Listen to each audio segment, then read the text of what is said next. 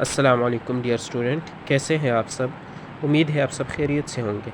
आज हम करेंगे Thomas calculus edition 13 chapter number 6 exercise 6.1 से क्वेश्चन नंबर 4, जिसका स्टेटमेंट है the solid lies between the planes perpendicular to the x axis at x = 1 and x = -1 and x = 1.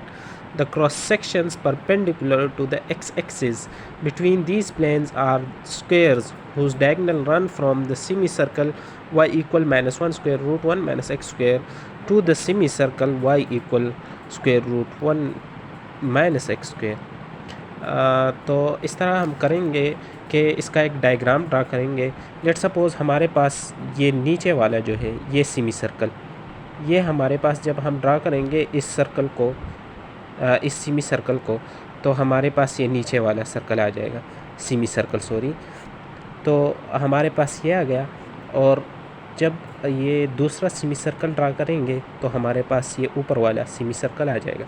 सही है. अब क्वेश्चन के स्टेटमेंट में कह रहे हैं कि कुछ क्रॉस प्लेन्स है जो कि परपेंडिकुलर है एक्स एक्सिस को, और perpendicular to the x axis. देखो ये कुछ प्लेन्स हैं जो कि एक्स एक्सिस को परपेंडिकुलर है और x = -1 से लेकर x = 1 तक पड़े हैं वो. सही है. अब ये भी बताया गया है कि वो प्लेन्स जो है वो स्क्वायर है. सही है. इस तरह स्क्वायर्स पड़े हुए हैं. अब ये मैंने ये स्क्वायर सही तरह से नहीं ड्रा किया, लेकिन आप इसको स्क्वायर ही कंसिडर करें जो कि इस तरह पड़ा हुआ है, एक्स एक्सिस को परपेंडिकुलर पड़ा हुआ है. सही है. और इसका डायगोनल जो है वो ये y = -1 square root 1 minus x square से लेकर y = square root 1 minus x square. सही है.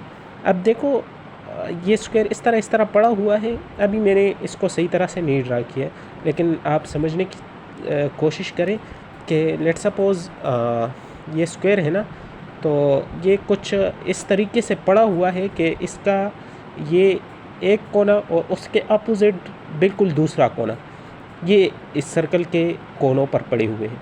सही है. तो ये एक कोना बाहर आ जाएगा, एक कोना बिल्कुल अंदर जाएगा. सही है. तो ये कुछ इस तरह से पड़ा हुआ है.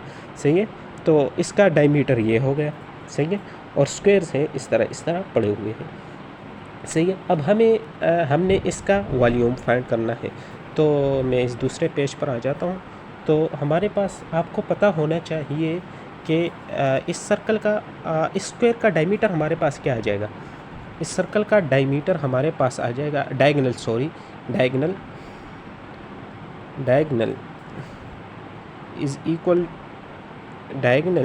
Is equal to d of x. अब अगर इस ऊपर वाला सेमी सर्कल ये 1 माइनस एक्स स्क्वायर रूट एक y की एक वैल्यू देगा. लेट सपोज x = 0 पर ये y की क्या वैल्यू देगा, 1 देगा. सही है. और ये minus square root 1 minus x square ये भी y की एक वैल्यू देगा. सही है. लेट सपोज x = 0 पर ये क्या देगा, -1 देगा. सही है. तो अगर इस 1 से मैं इस -1 को माइनस कर दूं तो हमारे पास 2 आ जाएगा. तो यहाँ पर इस स्क्वायर का डायगोनल क्या होगा, 2 हो जाएगा.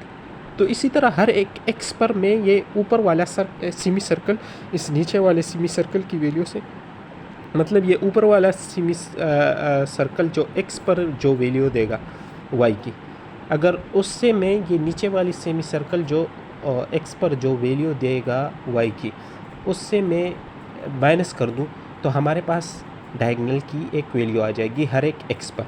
तो मैं इस तरह कर लूँगा कि ये हमारे पास 1 minus x square minus 1 minus x square. Okay. सही होगा. यही इक्वेशन है. सही है. थोड़ा सा सही नहीं हुआ, लेकिन अभी इसको अगर बाहर निकाल लेंगे तो हमारे पास आ जाएगा d of x is equal to 1 minus x square plus, क्योंकि ये माइनस और माइनस प्लस हो जाएगा, 1 माइनस एक्स स्क्वायर. सही. अब ये d of x is equal to 2 square root 1 minus x square. अभी लेट्स सपोज मैं यहाँ पर स्क्वायर ड्रा करता हूँ और उससे मैं स्क्वायर के एरिया को फाइंड करने की कोशिश करता हूँ। लेट्स सपोज ये मेरे पास एक स्क्वायर है, ओके, सही है, जिसका डायगोनल है ये डी और इसका साइड है ए, तो ये भी हो जाएगा ए, सही है। अब चूँकि ये एंगल 90 है क्योंकि स्क्वायर है, सही है, तो हमारे पास A square plus A square is equal to D square, okay, सही है। तो A square plus A square equal to D square, सही है। तो हमारे पास 2a square is equal to D square, okay, सही है। तो हमारे पास हो गया डी की वैल्यू क्या आई हमारे पास, D is equal to A square root 2। अब हमें पता है कि स्क्वायर का एरिया क्या होता है, हमारे पास area of a square, area हमारे पास होता है ए स्क्वायर। लेकिन अगर मैं इस डी को स्क्वायर कर लूँ, मतलब डायगोनल को स्क्वायर कर लूँ, तो हमारे पास क्या आ जाएगा, ये डी स्क्वायर हमारे पास किसके बराबर है, ए स्क्वायर मल्टीप्लाई बाय 2। लेकिन अगर डी स्क्वायर को मैं 2 पर डिवाइड कर दूँ तो हमारे पास ए स्क्वायर ही आ जाएगा। तो डी स्क्वायर डिवाइडेड बाय 2 ये मेरे पास ए स्क्वायर के बराबर हो गया, जो कि हमारे पास एरिया ऑफ अ स्क्वायर के बराबर है। तो मैं यहाँ पर ये बात कह सकता हूँ कि area A of x is equal to d of x whole square divided by 2। अब डी ऑफ एक्स की क्या वैल्यू आई थी हमारे पास, डी ऑफ एक्स की वैल्यू मेरे पास आई थी 1 minus x square whole square divided by 2, okay.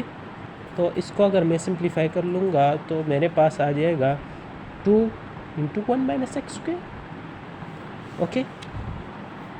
अब ये वैल्यू हमारे पास ए ऑफ एक्स की आ गई, चूँकि ये तो एरिया रहा स्क्वायर का हर एक एक्स पर, स्क्वायर का हर एक एक्स पर, लेकिन चूँकि ये सारे एक्स स्क्वायर्स -1 से लेकर 1 तक एक्स एक्सिस पर पड़े हुए हैं, तो हम इसको क्या कर लेंगे, वॉल्यूम फाइंड करने के लिए उस सॉलिड का हम इसको इंटीग्रेट कर लेंगे, -1 से 1 तक इस एरिया को हम इंटीग्रेट कर लेंगे,